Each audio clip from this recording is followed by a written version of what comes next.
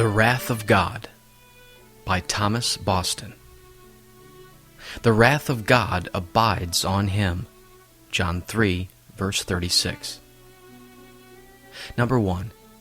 The wrath of God is irresistible. There is no standing before it. Who can stand in your sight when once you are angry? Psalm 76, verse 7. Can the worm or the moth defend itself against him who designs to crush it? Can the worm, man, stand before an angry God? Foolish men, indeed, bid a defiance against God. But the Lord often, even in this world, opens such sluices of wrath upon them, as all their might cannot stop. They are carried away thereby, as with a flood. How much more will it be so in hell? Number 2. The wrath of God is insupportable. What a man cannot resist, he will try to endure. But who shall dwell in devouring fire? Who shall dwell with everlasting burnings? God's wrath is a weight which will sink men into the lowest hell. It is a burden which no man can endure. Number 3. The wrath of God is unavoidable to those who continue impenitently and die in their sinful course. He who, being often reproved, hardens his neck, shall suddenly be destroyed, and that without remedy. Proverbs 29, verse 1. We may now flee from it, indeed, by fleeing to Jesus Christ. But those who flee from Christ will never be able to avoid it. Where can men flee from the avenging God? Where will they find a shelter? The hills will not bear them. The mountains will be deaf to their loudest supplications when they cry to them to fall on them and hide them from the wrath of the Lamb. Number 4. The wrath of God is powerful and fierce. Who can comprehend the power of your anger? Your wrath is as awesome as the fear you deserve. Psalm 90, verse 11. We are apt to fear the wrath of man more than we ought, but no man can apprehend the wrath of God to be more dreadful than it really is. The power of God's wrath can never be known to the utmost, for it is infinite, and, properly speaking, has no utmost limit. However fierce it is, either on earth or in hell, God can still carry it farther. Everything in God is most perfect in its kind, and therefore no wrath is so fierce as His. O sinner, how will you be able to endure that wrath, which will tear you in pieces and grind you to powder?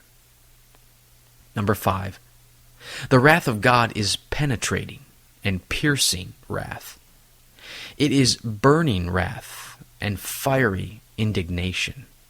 There is no pain more intense than that which is caused by fire, and no fire so piercing as the fire of God's indignation, which burns unto the lowest hell.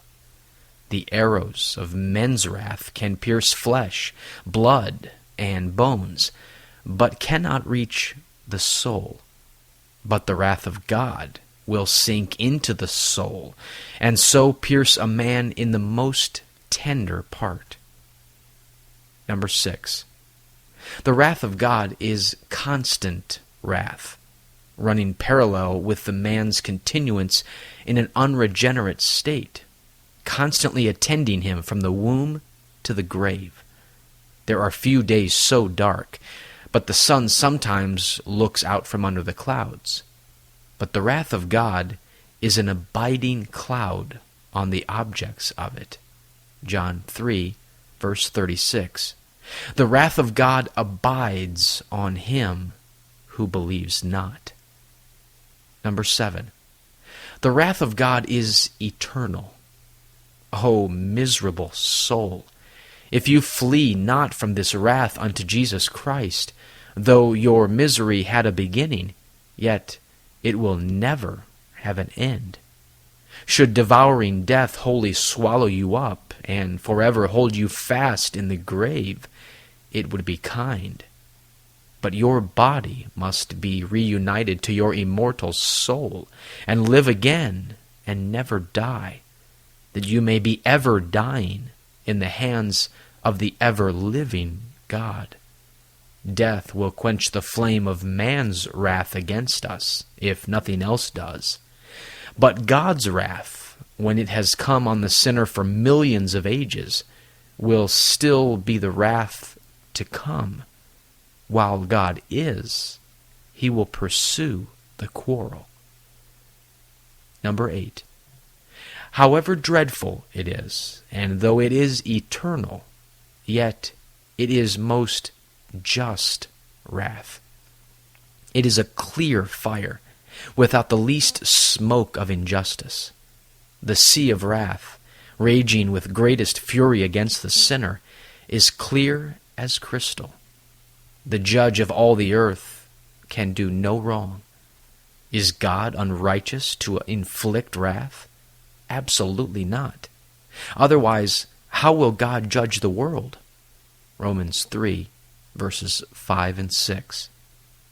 The judge, being infinitely just, the sentence must be righteous. Therefore, stop your mouth, O proud sinner. Still your clamor against your righteous judge. This Puritan devotional has been brought to you by Grace Gems, a treasury of ageless sovereign grace writings. Please visit our website at www.gracegems.org, where you can browse and freely download thousands of choice books, sermons, and quotes, along with select audio messages. No donations accepted. Thank you.